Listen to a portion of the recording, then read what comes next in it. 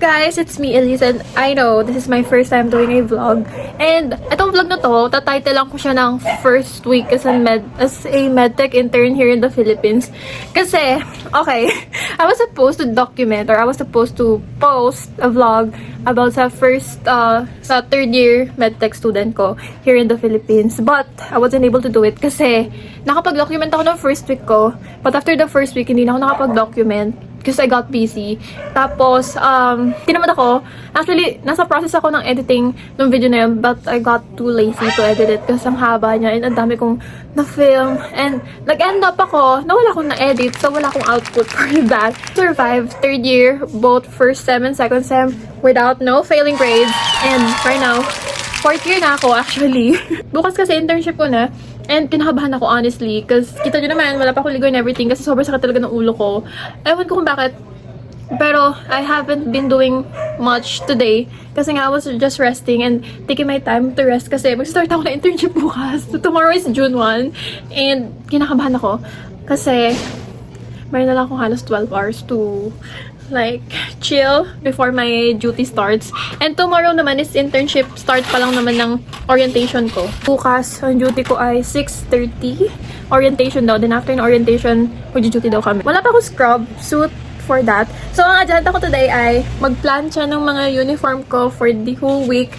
I might do my workout and then I'm going to take a bath. Update ko kayo tomorrow. I'll try to document and edit this video para naman sa sarili ko talaga itong pag-vlog ko. Like, gusto ko lang mag-document mga ginagawa ko sa buhay, ganyan. Yun lang naman. Gusto ko talaga mag-document ng life ko kasi matatapos na yung college life ko and sobrang bilis niya. Although may delay na ako, pero ang bilis na pa rin. Like, hindi pa rin ako makapaniwala na it's coming to an end. So, na-document ko itong 4th year life ko and I'm taking you guys with me. So, yun lang. Bye-bye.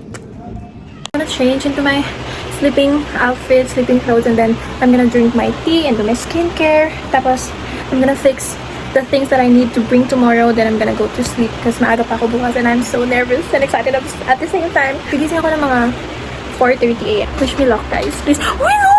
You're crazy! Gosh, guys. Binutas ng pusa. Binutas niya yung envelope ko. What the hell?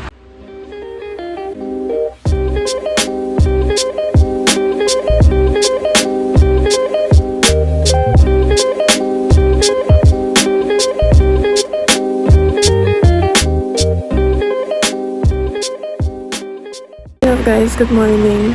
So, nahirapan akong bumangon kasi hindi ako masyado nakatulog. Super light lang ng tulog ko na parang I am very well aware of my surroundings. Lalo na ang lakas ng kulog and kidlat kanina. Naligising talaga ako. Tapos, nangyayari siya mga 2 times. So, hindi talaga ako nakatulog na maayos. And kinakabahan ako kasi hindi ako well rested today. Pero, sana wala masyadong gagawin. Kasi tinatamad ako pag umuulan. First day pa yata ng bagyo today. Sobrang parang dangerous yata umalis. Pero gagawin ko na to and I'm gonna get ready. It's currently 5 AM. Dapat ang plan ko libo is 5:30 pero baka ma-move siya na onte which is okay lang kasi nag-ano naman ako na ample time kasi tinamad ako bumangon. Ayun lang.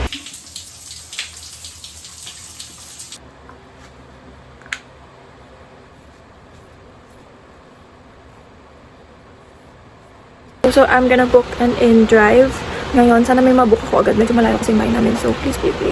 Mag-book na ako and then, I'm gonna go. Update ko kayo pag naka-interview na ako, okay?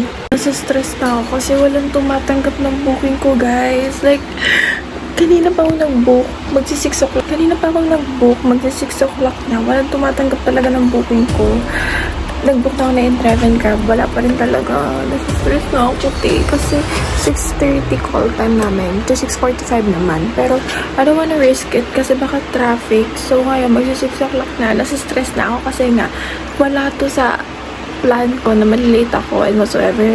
Although, yung fare ko nga naging from 200, naging 400 siya. Tapos sa Grab, 560 something siya. Which is like out of the budget. Pero ginugo ko na siya talaga. Kasi hindi naman ako pwede mag-move it dahil naka-skirt ako. So, ayun. Ayos ko muna yung food ko. Then, I'm gonna right now, nagbubook pa rin ako. Then, sana makasakay na ako, please. Sana makasakay na ako talaga. Kasi nasa-stress talaga ako.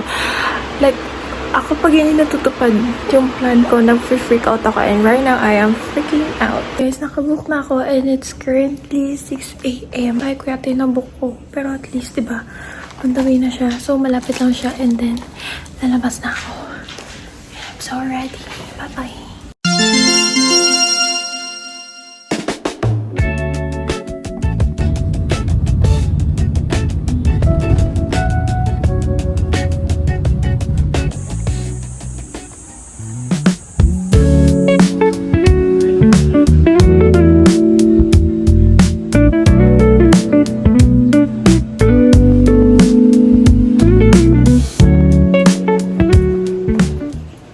Sabi, saan kung paayaw, dun pa ako napunta.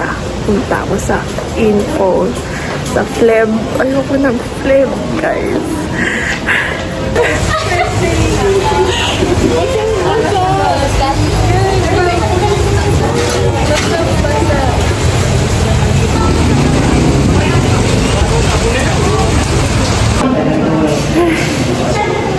Sabi, pagod na ako, guys. Sabi ko na nagawa. And it's currently pagka 5 p.m. pa lang. Meron pa akong more than 1 hour time to stay here.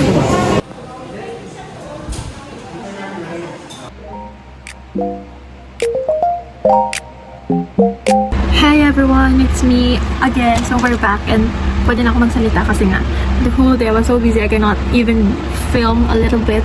Pero pagpasensya nyo na if I look like para ako nag-swimming kasi nga naligo ako ngayon and nag-face mask ako. Kasi after na itong mag-quick update sa inyo, plan ko tulog kasi nga sobrang grabe yung pagod ko today and inaatok na ako. But anyways, ang nangyari today is umabot naman ako ng 6:30 pagdudutihan ko sa government hospital and then I was able to buy my gloves din na kulang ko nung time na yon kanina kasi nga wala pa akong gloves kasi pinagdala din kami ng sarili. But anyways, other than that, pagdating ko na 6:30, we waited for our CI, clinical instructor. Tapos after nun, nag-orientation na kami. Ang orientation namin almost like 1.5 hour. After nun, na-assign na kami sa mga designated duty areas namin. And then, nag-start na kami. Like, so, inorient kami. 10:30 to 12, nag-orientation kami dun sa gagawin namin, dun sa section ko, which is napunta ako sa phlebotomy section.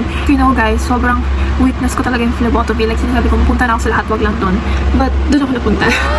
Tapos, edi okay lang, parang tuturuan naman ganyan and they were so, actually, nagkaroon ako ng confidence because, number one, inorient naman kami kung paano gagawin, like, totally back from the basic. Although, helpful na alam mo na yung basic, but super tuturuan ka pa rin doon and they were so nice and they were so patient teaching us, lalo yung mga, like, trainer talaga doon na super kind nila kahit magkamali ka gano'n, like, hindi ka nila sisigawan and they were so nice, I swear, lahat ng staff na na-meet ko today were so nice, really, kahit nakakapagod yung 12 hours na yun, I was like more than grateful to be there and to learn a lot today. Like today pa lang, parang na-overwhelm na ako sa dami ng learnings ko, sa dami ng taon na nakasalamuha ko, sa dami na nakita ko today. Super happy ko kasi, alam mo yun, like wini-wish ko lang to dati. And parang dati kasi parang I was kind of like doubtful if gusto ko pa to talagang gawin tong job na to. But today, upon doing my first day of internship, parang na-realize ko na it was fun. Like, na parang na-open ulit sa akin yung compassion ko towards my course kung ba't ko siya pinili in the first place. Kasi nung nag-aaral ako, sobrang nawawalan talaga ako ng gana to the point na I don't wanna do it anymore. Motivated ko na talagang nilalakas ko na lang yung pag-aaral ko. But ngayon na nag-internship ako, that I was able to apply whatever I've learned from my past learning years, I was so grateful and happy to help people. Lalo na kapag sa government ka, nakikita mo talaga na yung mga tao na may kailangan talaga yung mag-reach out sa hospital. And alam mo yun, like, ma-encourage ka na maging kind lalo sa mga tao kasi you don't know what they're going through. And alam mo yun, makikita mo na mahirap yung buhay. So wala ka sa posisyon na maging masama sa mga tao na makakasalamuha mo, especially if you're a person that is working in the healthcare field. Parang dapat lagi ka nice and pleasant kasi nga you don't know what those people are going through and maawa ka talaga pag nakikita mo yung mga pasyente, nakukuhaan ko ng dugo, madami matanda, madami buntis, and iba-ibang uri ng tao, but sobrang happy lang ako talaga na nabigyan ako ng opportunity to do this. Like, alam mo yun, like yung pinaka, parang lalabas parang pinaka ayaw ko, napuntahan doon ako napunta, and I was able to appreciate it today. And dahil doon nagkaroon din ako ng confidence na hindi naman pala, it's not that bad. Like, kasi nga, diba, ayaw ko nag-fleb.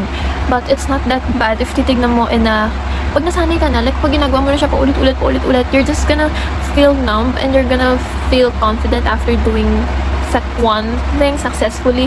So, kapag nung nakapag-extract na ako ng una, parang nagka-confidence na ako, no, madali lang pala, ganyan. So, ayun, parang naging easy na lang sa akin na parang mag-extract na wala nang fear. Parang ako 100% confident, but na parang within today, I was able to figure out kung paano yung flow, paano ko gigit yung pasyente, tutusok, ganun, all those techniques.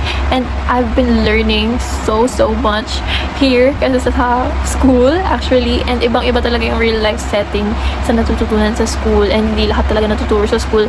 Parang, mas magigets mo talaga if you were there, hands-on, doing those things. So, ayun lang naman. After na orientation namin, we had our lunch with co-interns, and then ayun, naabutan kami ng ulan kasi nga bumabagyo ngayon. We just showed up. You just have to show up, guys. Kahit you don't feel like showing up, you just have to show up for people. Dahil hindi naman, ano mo yun, like, there's no reason for you to be mean at all. Yun lang talaga yung pinaka-takeaway ko today, na there's no reason for you to be mean at all. Like, lahat ng tao pagod, lahat ng tao nahihirapan, hindi lang ikaw. And they were trying to be kind and be nice. Tapos ikaw, you're gonna be mean. That's not really acceptable. So, ayun lang, feel ko it's gonna shape me into a better person with a different perspective now. Open lang talaga yung empathy sa'yo and sa akin. To be honest, like, naging ibang, lalong, like, naawa naman ako sa mga tao before, pero ngayon mas different kind of awa na you were able to witness it firsthand. And nearly, I was able to extract like 30 patients today. That's kind of, onte actually, kasi, parang, on a regular, parang on a day-to-day basis, like, ang numbers talaga nang nagpapa-extract ay 300 plus, and I was like able to do 10% of it on my first day, which is like, I'm so proud. But, hindi ko sinasabi na magaling ako. I just owe everything to God. Kasi mayroon time na parang I was extracting from this patient, and then mahirap talaga siyang kunan. Sinasabi niya na manipis na yung ugat niya because she went through chemotherapy, ganyan. And then, I was able to get blood from her. Tapos, tuwan-tuwa kaming dalawa. Kasi nga, parang sinasabi niya, binabot. Kasi nung una kinakapa ko, I wasn't able to find anything. Parang sabi ko, okay, blind shot na lang. Tutukoy ko na lang ito, ganun. Tapos, I was able to hit the vein. So, I was able to get blood from her. Tapos, sinabi niya, grabe, ang galing. Tuwa siya na may nakakuha sa kanya in like one try. Tapos, sabi ko, sorry po, it's my first day today. Ganyan. Huwag po kayo mag-expect na makakuha ko. Tapos, nakakuha ko. And then, we were both happy. Kasi sabi niya, ano kung sa akin masyado. Tapos, normally, kinukuhaan ako through butterfly. So, ngayon tuwan-tuwa siya na I was able to hit it. Tapos sabi ko, may awa po ang Diyos sa atin dalawa. Kaya po tayo nakakuha. And then, ayun, tawa-tawa kami dalawa. And I was able to, like, have fun and converse with some of the patients that I met today. And I was so happy because of that. And then, madaming bata, madaming matanda, which is the people that I love the most. Like, super memorable sa akin itong June 1, 2026 is I wrote this date a lot today. Kasi siguro mga more than 40 times ko sinulat yung June 1. Pero kung mag-duty dun sa extraction, tumipat naman ako sa information to do like desktop girly, like printing all the numbers, and ito na pa yung number no, for onwards. Tapos ayun na yung ginawa ko. Tapos naglinis kami ng lab, ganyan. And that's it. Yun lang. Tapos nag-antay na lang kami hanggang sa matapos yung duty namin. And gumawa pa rin kami na ibang stuff. Like tinuruan din na kami para ng barcode, ganyan, kung paano mag-process, paano mag-receive, stuff like that. And I was so happy na I was able to experience and do all of this. And nakakatuwa din kasi, like yung timing na first rotation ko, first day ko, information ako napunta. Which is, like syempre, diba parang before ka mag-process, dapat alam mo muna yung gagawin bago ka mag-process. So natutuwa lang ako na doon ako napunta na na-experience mo na information. Then kapag sa ibang rotation ko na, I was able to do nag-start ako sa pinaka-basic, yun yung mahalaga, and I really value starting from the basic and learning what's basic kaysa sa magpupunta ako dun sa complex tsaka ako babalik ng basic. And ayun lang, I'm so happy, I'm so grateful. Although sobrang nakakapagod, pero hindi ko feel na drain yung pagod ko. Although some parts of it, yes. Pero mas leaning on the happier and more fulfilled and more grateful and yung pakiramdam ko right now. And that's it, guys. So, bukas wala akong duty. But on Wednesday and Thursday, I have. Friday, wala din. Tapos, Saturday and Sunday, wala. So, see you next Monday. I mean, I'll see you on Thursday. Thursday would probably the last day that I'm going to do a vlog because this is just a first week as an intern here in the Philippines. Medtech intern here in the Philippines. And hindi ko alam kung kaya ko pa siya ituloy, but I will try my best to edit the early, yung mga kaya ko nang i-edit, and then I'll just add yung mga i-film ko the next days. But tomorrow would be completely a freaking rest day, guys. I cannot function anymore. Sa totoo lang, and kailangan ko pahinga yung legs ko kasi ang tagal ko nakatayo and sakit pa ako kasi ang pangat ng shoes ko. So, ayun lang. And sana next time magka-throw that na ako, which is yung asikasuhin ko na after and this quick update na sobrang tagal na talaga. And throw that ko, tapos yung scrubs ko sana dumating na kasi nga ang hirap-hirap pag-duty ng naka-white uniform, sobrang hassle niya. And ayun lang, that's it. See you guys on Wednesday sa next duty ko and on Thursday. And hindi ko pa sure kung makaka-update talaga ako, makakapag-vlog ako, but I will try my best and will try to upload this vlog by Sunday. Yeah, so that's it. And if you figure out ko din yung life ko kung paano yung maging flow na to now that I have a duty and I was able to experience it firsthand, kung ano yung feeling ko, kung paano ko i-manage yung mga stuff going on around me. So yeah, so grateful. I'm so grateful, I'm so happy talaga, although nakakapagod lang, pero feeling ko naging ano ako ngayon. I was able to do something meaningful and super productive talaga, and I thank God na binigyan niya ako ng life and strength to do it. And hindi ka naman talaga magagawa kung hindi talaga ako sasamahan ni Lord. Like all those successful extractions ay dahil sa guidance ni Lord sa akin, ganyan. So yeah, thank you guys so much and see you on Wednesday, I think. So maybe tomorrow would be a complete rest day for me because I'm so freaking tired. But yeah, see you guys. Bye. Haggard, oh my gosh. Ang haggard ko na pala, grabe ba? Asa front desk girly tayo ngayon. Kanina ay nag-extraction ako 6 hours straight up. So, ngayon, front desk naman. Buti nga napahinga ako. Pero nag-extract ako after ko mag-lunch. Pero onti na lang. Tapos, dilipat na nila ako dito. Kasi TYL, guys. Di ko na talaga kaya mag-extract. Sobrang sakit na ng likod ko. Sobrang sakit na ng buong pagkatao ko. As in, nahihilo na ako kanina. Di ko na kaya. So, buti naman. Ang init lang dito. Bye.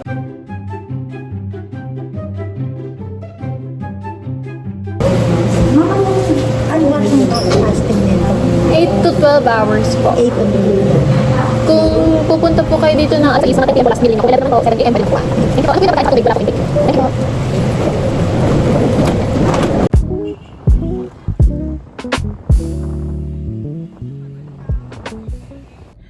Guys, naiiyak na ako. I'm on my way home. It's currently 9:10 PM. And kakatapos ko lang kasi umattend ng church. So, ginabi ako. And then, sinundo ako ni mommy doon sa kunasan ako. Then, ngayon, bumibili lang siya ng cake kasi nagka-crave siya ng ube cake. And she wants a cake. Tapos, ato ako ngayon, nagkukwento ko sa kanya. And then, can you guys see that I'm so teary-eyed? Kasi naiyak ako. Like, nare-reminisce ko yung nangyari sa akin today. And parang nare-realize ko na, bakit hindi ako, okay lang naman kanina. Parang labas dito, pasok dito, labas doon lang yung ginagawa ko. Pero now that I'm thinking about it, I'm kind of getting sad about it, bro. And nalulungkot ako na ganun. Bakit? Na parang wala lang. I kind of had a bad day at work today, at internship today. And ano lang, siguro I'm just emotional kasi sobrang pagod na ako. Like as in, duty ko 12 hours, diba? Tapos magmula nung binaba ako nila daddy kaninang umaga, mga kapatid ko, binaba nila ako doon sa hospital, magmula. Naiyak ako, di ko alam kung bakit kasi pagod talaga ako. Magmula 5:50, ganyan. Hindi na talaga ako nakaupo noon hanggang, ewan ko, parang pag-upo lang to, pero naiyak ako hanggang 1 PM. Hindi na ako nakaupo. Tapos, sobrang sakit ng likod ko, sobrang sakit ng legs ko. Tapos, I had to smile. I had to be nice to people that I'm going to extract to. Nung una ko nga extraction, mga 10 patients siguro yon, left and right yung tuso ko sa kanila kasi nga I'm not in the mood or nalapa ko sa wisho to extract blood, and naawa ko sila fasting.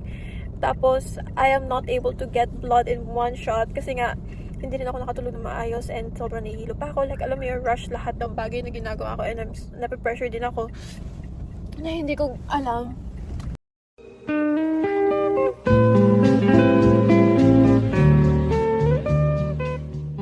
Hello guys, it's Friday and it's currently 12:30 in the afternoon, but we're bed rotting with my chihuahua.